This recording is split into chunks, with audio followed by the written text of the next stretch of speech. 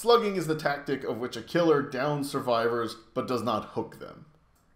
As it stands right now, counterplay is largely limited.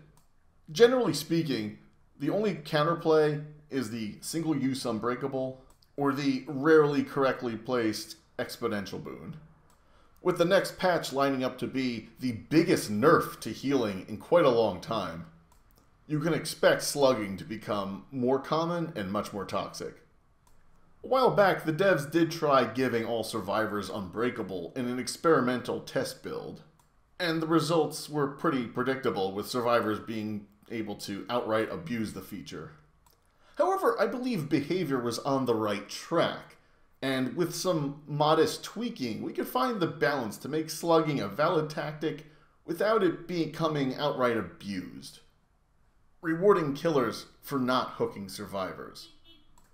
My suggestion is to give all survivors the ability to recover from the dying state themselves, but with a caveat. Should a survivor decide to recover from the dying state of their own power, they'll suffer a permanent and stackable 25% penalty to all future recovery and healing speed. Furthermore, if a survivor recovers from the dying state of their own power twice, they now open themselves up to being moried. This way, it becomes something you only really want to utilize if you're truly on your own, with no hope of being revived by another survivor. With this, killers can still slug, but eventually they'll have to hook you or risk you getting away.